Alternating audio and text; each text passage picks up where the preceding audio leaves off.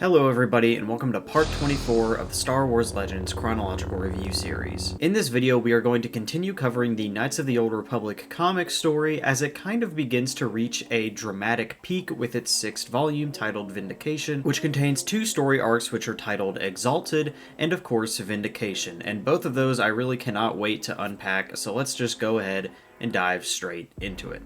Starting the Exalted arc with issue 29, on Coruscant, Master Lucian humbly accepts a seat on the Jedi High Council, planning, quite vocally, to use his position to further help prevent the return of the Sith. Council Masters Vandar and Vrook privately reviewed their decision to admit Lucian, reminding each other that the Jedi at large are now quite suspicious of Lucian's involvement in the Padawan massacre and the hidden powers that have aided him in his sudden rise to prominence. Excusing himself, Lucian picks up a transmission from his mentor Hazen, who informs him that Celeste Morn has returned from her mission with success. On Odrin, the homeworld of the Fioran species, a group of natives led by their elder Borjak agreed to meet with a cloaked figure who they believe to be Jedi Covenant Shadow Celeste Morn. Celeste is there to retrieve some kind of large item from the Fioran's sacred Sanctum of the Exalted, and can only enter with permission from a figure who holds the title of the Exalted, who right now happens to be Master Feln of the Jedi Covenant. Once she's in the Sanctum, Celeste opens a large case to free Zane and Griff, and Celeste reveals herself to be Jerael, so it seems that Jerael is getting quite the hang of impersonating Jedi. The three enter the Sanctum to find an absolute treasure trove of Sith weapons and artifacts, all gathered and cataloged by the Covenant, and despite the impositions of the Muma brothers, they're all only there to take pictures to show the High Council, not to sell them all on the black market. After a day and a half of taking pictures of such priceless ancient artifacts such as Ludo Kresh's pedicure set, Zane and Griff follow the Sanctum's droid into a secret lab where the artifacts are undergoing testing, essentially proving to Zane that Lucian's mother Krinda and the Covenant are interested in Sith artifacts and their abilities, something that the Jedi Council would probably want to know. When leaving the Sanctum, however, Zane and Griff are ambushed by the Fiorans and become held prisoner. Elder Borjak explains that the whole time that Master Feln has ruled over the Sanctum, they've seen many Jedi creeping into their most sacred place, but they've never seen any Jedi sneaking out of it, and they want them to explain. Eventually, they come to an understanding. Zane does not like Master Feln because of, well, you know, the whole Padawan massacre thing, and the Fioran don't like Feln because though he's the oldest Fioran, which makes him their leader by their rules, he has disrespected his homeworld by allowing so many outsiders into the Sanctum and only returning for business. But speaking of the devil, Feln returns, hoping to end Zane's business on Odrin permanently. Going into issue 30, as Zane is tied up by the Fioran villagers, Feln contacts Lucian and the two decide that Zane must have been consumed by the mirror talisman on Jebel and killed Celeste for her key to the storehouse in the hopes of stealing even more artifacts. Lucian tells Feln to destroy the entire Sanctum and the artifacts inside if Zane manages to escape, but Hazen hops on the call to warn them to absolutely not destroy all of the ancient evil artifacts. You know, I always figured this guy was bad news. Well, while Lucian and Hazen argue over that, Feln gets impatient and decides he's going to deal with Zane once and for all, but Borjak reminds him that according to Fioran tradition, since Zane has now set foot in the Sanctum, he cannot be harmed by mere weapons and must be challenged to unarmed combat. Zane, ever the practical one, pulls on Feln's face tendrils and runs off. Fortunately, Fioran Law says nothing about fighting dirty. Feln catches up to Zane, but not before Zane's allies begin to raid the Sanctum. Not allowing such a thing to happen on his watch, Feln presses a button to destroy the Sanctum and the artifacts inside. Due to the arcane power contained within the artifacts, however, the explosion destroys the whole village, not just the Sanctum. Feln blames Zane instead of himself, which tracks, but Feln's own people turn on him, as now that the Sanctum is gone, they will be the ones to decide their traditions and rules. As the dust settles, the Fioran return Zane's lightsaber and are eager to rebuild their village away from things such as Jedi magic and politics. Jerael and the crew arrive to pick up Zane and Griff, and Jerael reveals that though their records of the Sith stockpile were destroyed, they managed to still secure a few artifacts, so their plan to show the Council their evidence is still underway. Back at the Dre estate on Coruscant, the remaining Covenant Masters Lucian, Canilia, and Zamar discuss the continuation of their mission after so many setbacks and losses. Lucian commands Zamar to join the Republic fleet to intercept Zane over Coruscant, though as Cornelia reminds him, their shared vision foretold that Zamar would die in space by friendly fire from the Republic Navy. Continuing on to issue 31, in a one-issue arc titled Turnabout, Lucian reminisces about his father, a Jedi hero who died from a bomb blast while fighting in the Sith Wars. He feels that his father should still be here in his place. In the Coruscant underlevels, Masters Vandar and Vrook meet up with Shell and Alec, the former of which now goes by Captain Malak, and the two are now full-fledged undercover resistance fighters. The two explain that they're on Coruscant for Zane's cause, to plead his innocence and explain the incident on Jabba concerning Celeste and the Mir Talisman. They reveal that Zane wants to come back to Coruscant with something that will rock the entire order. The only problem is that Admiral Karath and Master Zamar have blockaded Coruscant in preparation for Zane's arrival. In the meantime, Karath shows off a new fleet arrangement to Zamar that rearranges itself based on the prediction of enemy movements using a special new program, which definitely isn't a major security hazard. Zane and the crew approach Coruscant and face the fleet, and though they are greeted by the friendly voice of Cartho Nasi, the pilot can't do much to help them as he's been demoted for already letting Zane escape once back on Arcania, so he tells them to turn about or face the laser-hot wrath of the Republic. The blockade opens fire on their ship, and though they're shooting to disable so that they can bring Zane and friends back for questioning, it's pretty clear that they can't face the entire Republic Navy head-on and slip through to the surface. At least, not without a different ship. So, the crew crash lands into the hangar of the Republic cruiser, and Jarael and the Mumo brothers emerge to meet the Admiral. Meanwhile, Cartho Nasi notices the dead weight, his old cargo holder, headed towards the surface, and he allows it to pass. On Coruscant, Malak, Shell, Vandar, and Vrook continue to mull over the situation concerning Krinda, discussing the Dre Trust and how much freedom the group has to spend money and train their own Jedi without Council supervision. Vrook proposes that accusing Krinda Dre of anything will only tear the Order further apart, as Krinda is one of the few living heroes of the Sith Wars. Plus, Karath has kind of already told the Republic that Zane is a Mandalorian spy, so nothing Zane does will really be enough to convince the Jedi as a whole of his innocence. Master Vandar asserts that only one of the Covenant coming forward with the truth would convince the Order. Their chance seems to appear right before them when they are met by Master Zamar, who has captured Zane and Griff and is determined to bring them to justice, one way or another. So, similar to the Days of Hate and Nights of Suffering arcs that we covered a couple videos ago, I am going to break my review into two parts today. This first Exalted arc definitely leads into Vindication pretty closely, but because of how substantial Vindication is, I'm just going to go ahead and cover Exalted on its own quickly first. I have to say that something I appreciate about Exalted is something that I always enjoy whenever it pops up in Star Wars media, which is basically getting to learn about new alien cultures and traditions in Star Wars, especially in the context of how they might differ or come into conflict with the beliefs or ideas of main characters or other characters. And there's generally just this great overall theme or through line of this series of different Jedi schools of thought coming into conflict with each other. We only get so much time with the Fioran, but I think the main thing that I really like that was showcased here about the Fioran customs is that they aren't afraid to change their ideas and will even rebel, perhaps violently so, against their exalted leader once he shows he doesn't exactly have their best interest at heart. It is very satisfying to see these people who may at first seem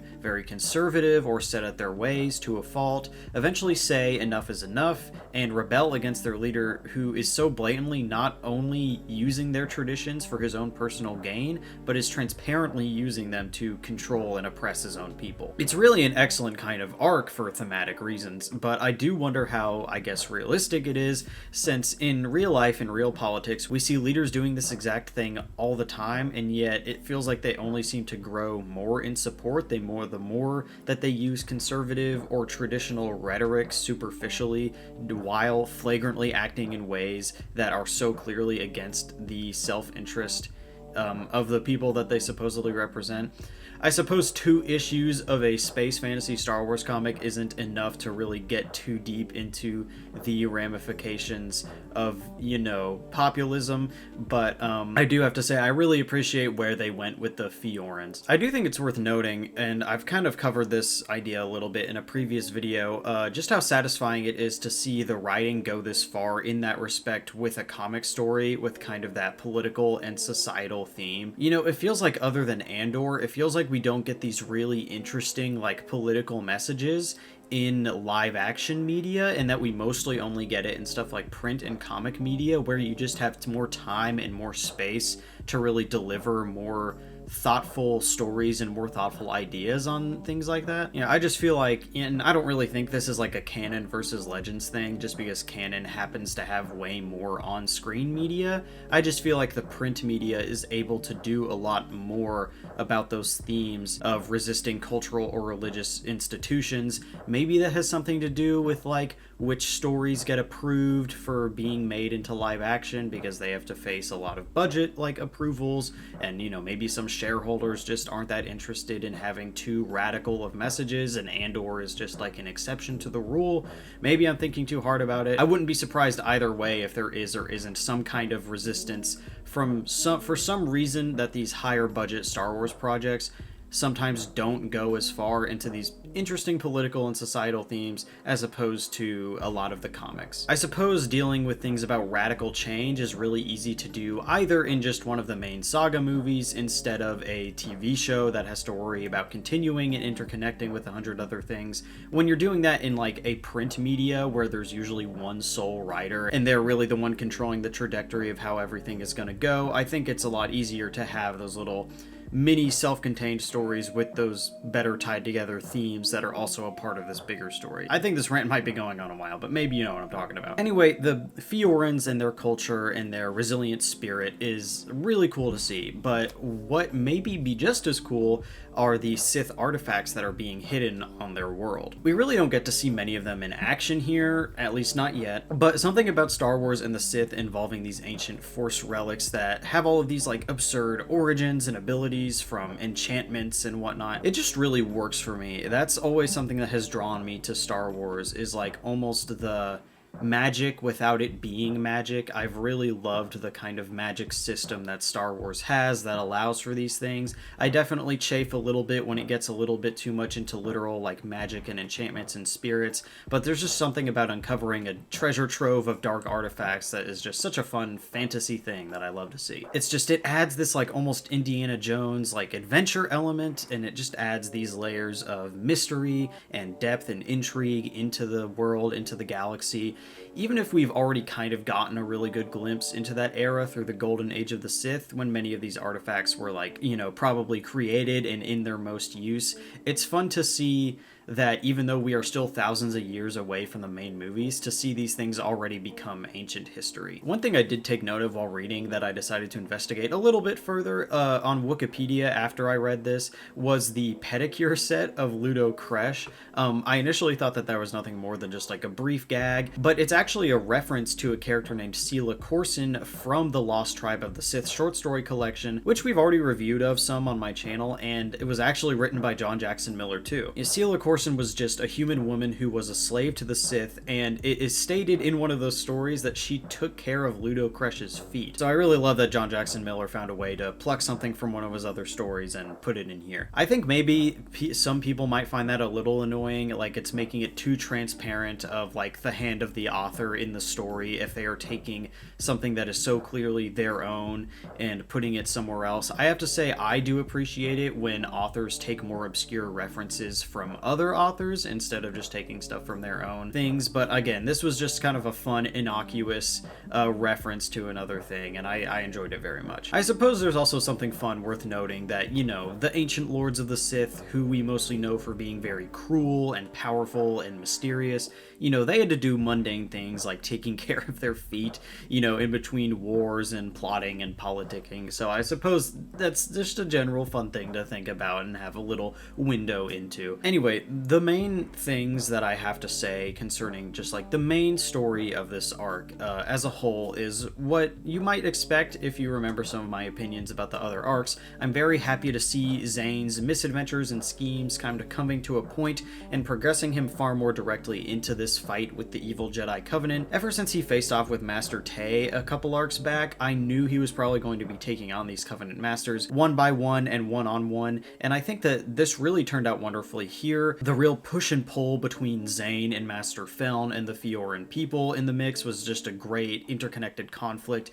and it was fun to see how each party was kind of trying to outplay the other and make sure their own self-interests were met. And reiterating what I was talking about earlier, watching the Fiorans slowly bend their own rules and traditions in Zane's favor because they don't like the way they're being treated by their leader was a great development, and it gave Feln a fantastic, by his own hand kind of death that I feel like is really fitting for these Covenant Masters. To then watch the other members of the Covenant begin to flounder and kind of break down a bit as these things are developing is great to see too. I like that these Jedi who try to justify their actions by keeping up this very stoic appearance and are now beginning to doubt themselves as Zane keeps succeeding and slipping away from them. Canilia especially is becoming really vulnerable, and Krinda's very suspicious absence, and Zamar isn't especially excited, it seems, either to face his supposedly prophesized death. And to see Lucian lose his composure for once is an exciting development in its own way, and is a sign of things to come for his character, I think. He's very stoic and very sure about what he's doing, so to see him kind of break into a rage, shows he's starting to crack, and I think that's exciting. I don't have quite as much to say about Turnabout. It's just like a short one-issue transition into getting us into Vindication, setting up where Zane and the Republic stand before leading up to the more final confrontation on Coruscant's surface. It's nice to see Cartho Nasi again, especially in a role where he's still trying to figure out how to help Zane without overtly defying the Republic and risking his own neck. Characters coming up with schemes and loopholes to do the right thing within or in spite of the corrupt institution that they're a part of is something fun that this series does really well. Some other developments that we get here are also pretty satisfying to witness. Seeing the Council Masters finally begin to do some of their own investigating into the Padawan murders and the Covenant.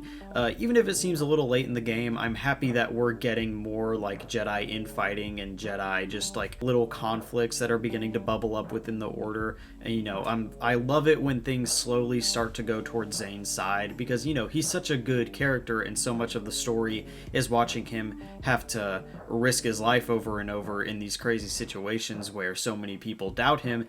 It's really satisfying at that point to then see some members of authority start to wonder if he's actually on the right side. Alec transitioning into Malak is interesting, as it looks like the war is starting to consume him more. I've done a little bit of research and writing on some of the things that lead directly into Knights of the Old Republic, and of course this is a backstory that was kind of assigned to Darth Malak retroactively. I do think it is going to be interesting to continue to see him develop into an almost Anakin-like figure where he gets so passionate about the war and providing freedom to certain people in a certain way that he eventually just goes off the deep end and, becomes the very thing that he was sworn to destroy. Seeing Shell join up with him too and the Revanchists to fight the Mandalorians, I think that makes a lot of sense, though, her involvement in this was very brief, and I am wondering if she will really have anything too substantial to do later on. It feels like she was just kind of thrown in there so that we knew what happened to her. If we see more of her later down the line, I think that'll be great. I just don't think that's guaranteed. I'm not sure I have too much else to say about Turnabout other than that I very much appreciate this series' commitment to showing so much Jedi infighting between factions, like I've already said. This really is just such a dynamic time in the Star Wars galaxy, and the politics and the conflicts are so different than what we're used to with something like the Clone Wars. And I'm enjoying that a lot of this is going on without necessarily the full presence of the Sith, although, the Sith's influence is almost definitely what's at play here, as usual. One last note on Turnabout is that I love Master Vandar's little hover chair. I like the implication that many or most of the Jedi of Yoda's species kind of need or want to use one to get around. It just feels like a good little nod to Attack of the Clones, and it reminds me of fond memories I have of playing the original Lego Star Wars game on my Xbox. As for the art, we do get Bong Dazo back for the 2 Exalted issues, and his art is fine. I like the way that he does like the detail on a lot of the characters' clothing, especially the Fioran, who have excellent textures, like lots of lumpy faces and head tails and these like bulging veiny muscles. It's very fun when an artist goes all out on those kinds of things, especially for like these inhuman alien characters. I'd say that the way that the art is inked, I'm not the biggest fan of. I feel like there's too sharp a contrast between the dark, thick lines and the lightness of the characters' faces. Maybe I'm a moron and that's a pretty typical thing, reflective of like the limitations of portraying things in the comic medium, but I'm feeling that contrast here a little more than usual. Maybe that's the colorist's fault, I don't know. Other than that though, I think Daizo's art is pretty good, even if it is pretty frustrating that this series' art changes so dramatically for even just a couple issues at a time. I would like to note that in contrast to Scott Hepburn's art for the Vector art, I really like the way that Daizo does exaggerated facial features on both of the human and non-human characters. Griff especially is drawn very playfully in a way that I think highlights his personality better than some of the other artists for this comic series are able to do. And for Turnabout, we get a new artist, I believe, in Alan Robinson, whose lines are more thin and uniform in their thickness, but have like a bit of a scratchier look to them that really brings its own unique texture to the table. The way he blocks off lines for differences in texture or lighting, with this panel as a particular example, I find hits or misses depending on like what context it's used for, but overall I think his art is fine as well. I think his characters are also quite expressive in a fun way, even if we have to get yet another conflicting idea on how some of these characters' faces are supposed to look. With all that said, I think that this was an exciting development in the series, a fun story that provides some very Star Wars-y insights into a made-up alien culture that mixes in really well with the building tension of our story. So I think I'll give Exalted and Turnabout overall 4.5 Sith pedicure sets out of 5. Without further ado, let's go fly right on ahead to the dramatic climax with Knights of the Old Republic, Vindication. We start the Vindication arc proper with issue number 32, where Master Zamar takes his two captives right to the Dre estate. Zane appears to have fallen to the dark side with a little help from evil yellow Sith contact lenses and a fake mirror talisman. As they step inside, Zamar explains to Griff that the appearance of Jedi unity is an illusion. Crinda's seers watch out for the Sith, and the Revanchists watch the Mandalorians, with the High Council taking neither side. Essentially, there are far more Jedi factions and widespread infighting than we might expect from other eras of the galaxy. Part of the reason behind the resurgence of Jedi Seers after the Sith War is due to the example of Master Voto Syosk Bass, teacher to both Crinda and Exar Kun, who saw the darkness in Exar, but failed to keep him from reawakening the Sith and starting the war that led them to where they are today. Zamar also believes that Lady Crinda is so important he would trade his life for her safety, which is the ultimate goal of their little charade. Zane asks if Samar still believes he's guilty, to which Zamar says he doesn't feel like he can decide anymore, but if anything, Lucian definitely shouldn't. The three meet Lucian in his chambers, who is easily convinced that Zane is under the spell of the talisman. Lucian moves to kill Zane right away, but Zamar insists that Crinda come down and evaluate the threat herself. Hazen insists that Crinda is indisposed, meditating, as always, and assures everybody that he can examine the boy. Zamar, ostensibly moving away to secure Zane's collection of Sith artifacts, signals for the full might of the Jedi Council to invade the estate, following a plan made earlier with Masters Vandar and Vrook. Hazen shakes down Zane and finds out that the talisman is of course fake, then calls on all of his acolytes of the Covenant to come to their defense with the code word Vindication. He tells them that the Sith threat has been identified within the High Council itself, and that all true Jedi will come to his aid and defend Lady Crinda. Lucian and Canilia are stunned that Hazen would dare incite a Jedi insurrection using a protocol that they devised, and as Hazen slowly unravels his true plan before them, Zane warns him that there's no escape from the combined forces of half the Jedi on Coruscant. Hazen trusts Zane with his supposed knack for quick reversals of fortune, demonstrating a new one by ordering a Republic airstrike on the High Council's forces, fulfilling Zamar's deadly prophecy. Hazen reveals his control over the Republic and the Jedi, and as he arms himself with several Sith artifacts and weapons, he proclaims Crinda's prophecy of 5 to be fulfilled. Continuing on to issue 33, as the battle for the Dre compound continues, we get a flashback to Hazen's early Jedi days on Arcania.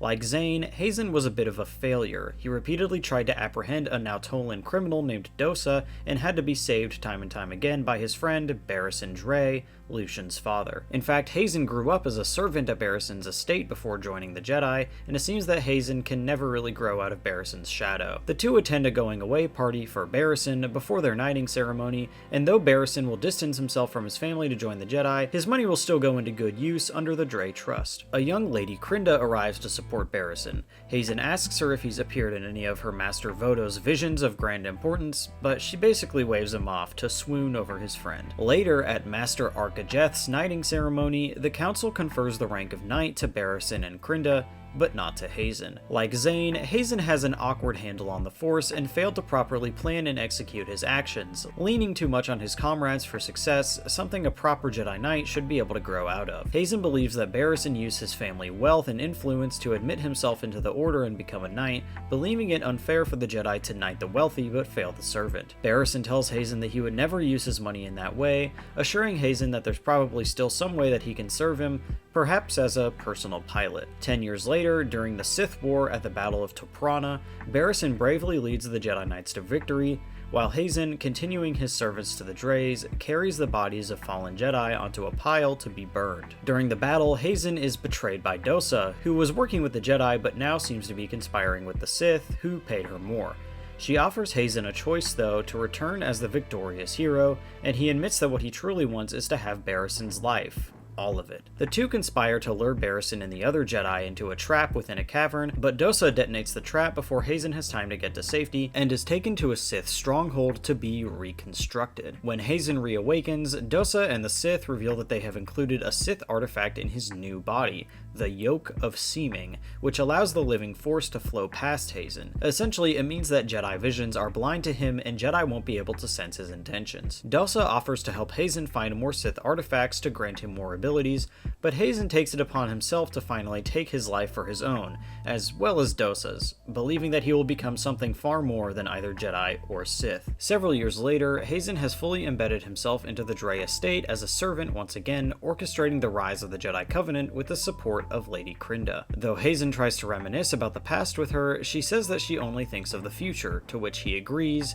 and we see Hazen's full plan realized in the present. Following up with issue 34, we see that the Republic fleet has fully been hijacked by Hazen. As Hazen deliberates on this with Lucian, Lucian rejects him, proclaiming that he's gone mad and tries to stop him. He's blasted away by one of Hazen's artifacts from the Sanctum of the Exalted, specifically the Gauntlet of Kresh the Younger, which protects the user from being touched by anyone without their consent. As Hazen delights in decimating his Jedi opposers, Lucian and Zane continue to bicker, as Lucian believes Zane should have struck down Celeste or Hazen at the slightest hint of a Sith threat. Hazen tells them both to chill out though, as he believes that they're all part of the same team, the same prophecy, the same future. Recalling Krinda's prophecy, he believes that Cornelia is the light one that stands in darkness, Griff to be the dark one that chose the light, Zane the one for the light, and Lucian the one for the darkness.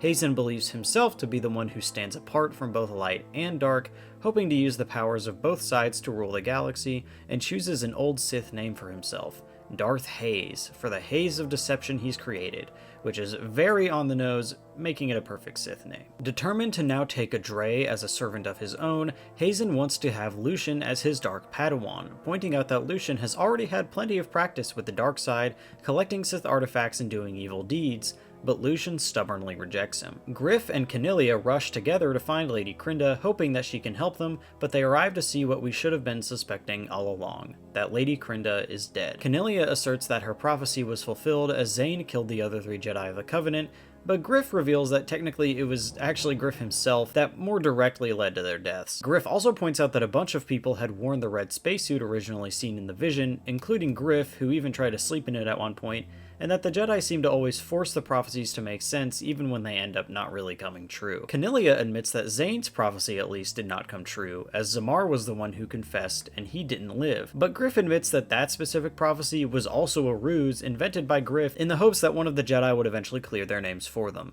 Zane was never actually going to hunt them down one by one. As Cornelia continues to mourn her lady, Griff tries to plot their escape as everything around them continues to blow up. After inspecting Krinda's coffin though, he suspects it might actually be an oubliette like the one on Jebel, and that Krinda might actually still be alive. Downstairs, Lucian chases after Zane with Hazen's red lightsaber, much to the delight of Hazen. Zane tries to appeal to Lucian's love of his mother, who never would have approved of Hazen's plan. Lucian is still going on about his own prophecies though, until Lady Krinda herself, carried by Griff, hobbles down the stairs to meet her son in the flesh. Krinda tearfully tells Lucian she had seen him kill the Padawans through the Force, even though her plan was to have the Padawans brought to her so that they could all better understand the original vision. Hazen had imprisoned Krinda in the oubliette, where she had to torturously relive the vision over and over, and asks Lucian if he really did kill the Padawans. Lucian admits to ordering the killings to protect her and blames his mother for teaching him that the mission against the Sith was to be done by any means necessary. Krinda admits that she was wrong, and as she dies in Lucian's arms, tells him to face the future with humility. Lucian blames Zane and Griff for his mother's death, and Zane tells Griff to run. Rocketing into the climactic 35th issue, Zane and Lucian engage in a vicious lightsaber duel. Lucian is enraged by the death of his mother, but Zane tries to convince him that his mother was in pain inside the Sith stasis device. Zane asserts that they came to Coruscant to save Krinda's life as well as Lucian from himself. Lucian feels defeated, however, with his plan in ruins and feels that he can't change his future. Zane tells him to go ahead, to kill everybody and become Darth whatever as somebody else's pawn, as that's what he's best at. Outside, Hazen plots to destroy the Jedi High Council with his Sith artifacts and rule the Jedi and the galaxy with the Dreys as his figureheads. As a panicked Griff rushes outside, Zane and Lucian's fight continues and spills out into the courtyard, where the statue of Lucian's father collapses from battle damage. Determined not to let it fall, Lucian tries to stay it with the Force, but he is nonetheless crushed by it. Seizing his chance, Zane stabs his fallen master and approaches Hazen, ready to submit as his apprentice, much to Hazen's delight. Zane suddenly says that he's having a vision of the future. When Hazen asks what his vision is, Zane says that Hazen isn't in it. He slices off Hazen's arm and his gauntlet with it, but Hazen in turn blasts him away with Force lightning. Zane and Griff suddenly fly away across the city, at the behest of Lucian, whose death at Zane's hand was simply a ruse. Lucian summons Hazen's chopped-off gauntlet to stop the bombardment of Coruscant, commanding the Republic fleet to fire instead on their location, ending Hazen and the Jedi Covenant once and for all. Zane and Griff, safe and sound, emerge from a sludge vat far away, where Griff is surprised that Zane managed to pull a con on him and use him to get under Hazen's guard. Days later, Admiral Karath informs Coruscant that Hazen's attack was actually a Mandalorian one, and the Republic will redouble to counter them. Griff and Jarael know the truth, though, and they discuss how the Padawans' families have now been informed of the real story, and also that Zane and Griff finally were able to officially clear their names. Malak testified for Zane, but went back with his revanchist crusaders, deciding to stay known as Malak until there's an end to the war. Jarael considered going with him, but decided to stay and help Roland, as he's a bit of a fish out of water at the Republic capital. Before departing, Griff hands Jarael Zane's old Padawan braid to remember him by, hoping to hit the skies with Slisk. Zane shows up, though, in full Jedi duds and with a brand new lightsaber, but reveals that though the Council offered to make him a knight after everything, he decided not to go back after seeing just how much the Jedi are too held up with their big worries and let the little people slip through the cracks. Zane also decides to stick around with Griff, as his partner though, not his henchman, and also desperately needs some vacation time. Elsewhere, on a distant moon, we see that Lucian survived the destruction on Coruscant, and though it mostly spared his body, it couldn't save his soul. Lucian was ready to succumb to his betrayal and fury as a Lord of Pain, but thought of his father, who never accepted any role anyone else forced upon him. The quiet agrarian moon he now inhabits was bought with his Drey fortune to forge a new covenant, one that would align with both his mother's and father's beliefs, allowing him to choose a new path, deciding at last that now he can see his future. Alright, so really, I think that this was just an incredible arc. This has been exactly basically what I've been hoping this series would lead up to up until this point. What we have here is just a super effective and really a very classic Star Wars character dynamic. We have the Jedi apprentice that the story revolves around, we have the father-like figure who has turned to the dark side, and of course we have the ultimate super evil Sith villain who the father figure is willing to sacrifice himself for in the end. If you look at it a certain way, it feels a little bit like this part of the story is kind of leaning into some classic Star Wars tropes like that this story really hasn't yet before. So far, this story has been really unique in the way that it handles its characters, at least as far as Star Wars is concerned. But it just feels like these Star Wars archetypes that they're using are remixed so well and have had such an interesting lead up. And it just takes place in this context of such a unique era in the galaxy that even if the story feels like it ended in a bit of a familiar way compared to the very unique story it built up when it began, it really feels like, now that it's all unfolded, it just couldn't have ended any other way. There's just so much good stuff that goes into the climax of the story, I barely even know where to start. I think this reveal that Hazen was like a Sith student or a Sith acolyte without being a full Sith himself makes perfect sense, given everything we know about him and everything we know about this time period. The full understanding of just who Krinda ended up being and like the tragic circumstances of her past and her death and the ultimate resolution with Lucian and Zane and them having their epic duel and then cooperating to then pull a con on Hazen. It just feels like a familiar story told in a very new and refreshing way, and it really fits with the pre-established mood and conventions of this comic story specifically, and I can't say that I really have any significant complaints. The fact that we get to spend basically an entire issue with Hazen's past, I think was really good. I think the limitations of kind of the issue after issue comic medium work as a strength here, because we get to know Hazen in his own little singular flashback story right after he's revealed his true nature, but right before he really gets to unfold his plan. And it really doesn't feel like we're getting to learn about him too late. And of course, putting this little backstory part before any other point in the story wouldn't really make any sense. I really love how they worked in at the end a kind of a comparison between Zane and Hazen, that Hazen is almost someone that Zane could have ended up being, but the difference between them two is that their personalities and their priorities are totally different. Hazen spent his whole life really jealous of what other people were able to have, but Zane was just focused on using his limited skill set as best he could to help other people. You know, Hazen in his weakness just ended up feeling and gathering more towards hatred and anger, but Zane always ended up using his insecurities to fuel his empathy and his compassion for other people. I think tying these two characters together that way was really smart, and it really shows, you know, for the umpteenth time, just how good of a Jedi and how much representative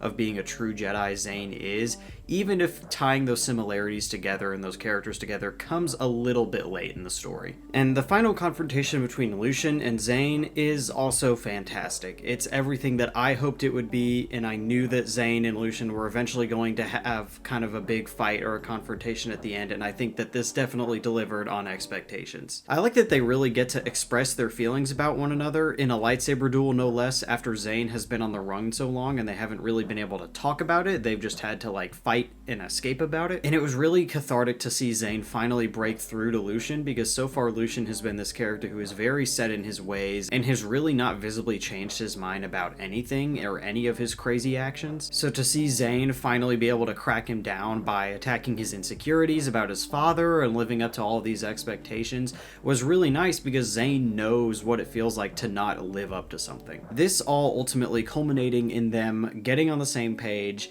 and defeating Hazen by using a Griff-like strategy just feels like everything that Zane has learned and everything that has become a part of Zane up until this point just came together in this really beautiful way, and it just really feels like his character has come completely full circle. On that note, I really love that they gave Griff plenty to do in kind of this final fight. They didn't bring any of the other crew along with them, but the fact that Griff is really able to hold his own and participate in this very Jedi-centered fight was a lot of fun. I really love when kind of characters from different spheres of the galaxy or the saga just feel like they come together and have these really interesting interactions. It's like I kind of wish that Han Solo and Obi-Wan had more interactions in A New Hope, just because I think it's really funny how their different perspectives come along, and that's what I feel like Griff is able to provide here, especially pairing him with Master Cornelia, who is very kind of melodramatic and very attuned into the Force and her bizarre interpretation of it. It feels like Griff is weirdly the perfect character to kind of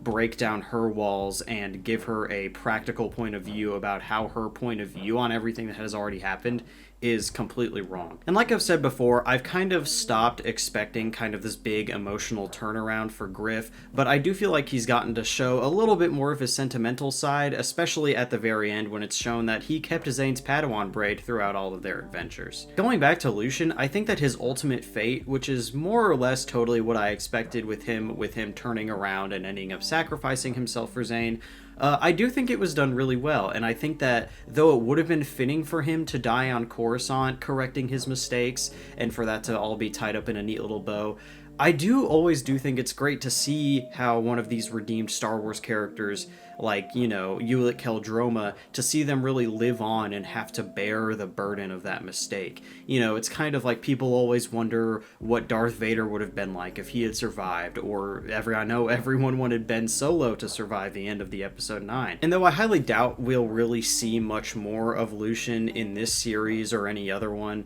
to see really what he's up to with this other covenant that he's created, I think it does really well to see him have to really sit with these mistakes and change. You know, I feel like he's contributed all that he really can to this series, and it's probably best to just let him rest, even if I really doubt that we're going to see his new Jedi Covenant again, at least anytime soon. But who knows, maybe they'll come in and be like this Deus Ex Machina that saves Zane from whatever he's going to have to confront in the second half of this series. This arc overall really does feel like a vindication. You know, not for Hazen, who ends up being the one who gets that dramatic name drop, but it just feels like for Zane, he truly feels vindicated. You know, his name has finally been cleared. You know, he's finally been recognized by his antagonizers, by his old master, and by the Jedi Order as a whole as just a good Jedi and an innocent person. And, you know, based on the crazy setup that this series has and all of the work that they've done to build up to that, that really feels earned. I almost feel like it makes him more Jedi to not stick with them and to do his own work in his own way, because, you know, the Republic is starting to get a little stagnant and so worried about the war and the politics. It feels like it's kind of approaching a Clone Wars-like era of stagnation and almost corruption. Anyway, I think that this arc, even more than all the other ones before it, just show how much Zane really impersonates the Jedi principles by not giving up on even the people that hate him the most, and wanting to look out for all of the people in the galaxy who aren't as powerful, because he knows what it's like to not be powerful. So concerning the art, I do have to say that I am so happy that Brian Ching was brought back to finish this very climactic chapter of the story. His art, which ranges from his work to the very first commencement arc to a lot of really good iconic covers for the series, it feels like he just really defined the look of this Knights of the Old Republic comic, and his ability to draw like really angry, brooding characters. You know, I think that really benefits the mood of this very violent, hectic final confrontation between a lot of these characters. Lucian and Hazen, who are reaching these really peaks of rage, it's just, I don't want to know what any other artist but except Brian Ching would draw these guys like in this moment. Other than that, I'm not too sure there's any more praise for Ching's art that I haven't already said already for any of his other arcs. Bong Dazo also does a really good job for his little issue where we get Hazen's backstory. I think that issue also benefited from having a separate artist to kind of convey a separate period of time. Beyond that, I honestly don't know if I have many other coherent thoughts on Vindication. It feels like there isn't much I can do except point out, yes, that plot element is great. Yes, that thing makes perfect thematic sense. Yes, it feels like this whole comic has been building up until this point. It just feels like a great ending and a really good resolution for like 85% of all of the things that this comic has really been focusing on. Knights of the Old Republic Vindication gets 11 out of 10 yolks of seeming. I will say though, and I've danced around this point quite a bit in this video, we are actually far from the end of this series. In fact, we're only about halfway through. I think that this arc really could have served as like the perfect ending for the series, and I imagine that in some point in development, this or the plot elements that made it up were probably imagined as the end, but Zane, Griff, and Jarael still have a lot more adventures to go on, and what these will look like, I can't really begin to guess. Anyways, this video is definitely getting long enough, so I hope you will all continue to accompany me on this chronological journey through the Star Wars Legends /EU timeline, and until the next time, may the Force be with you, always.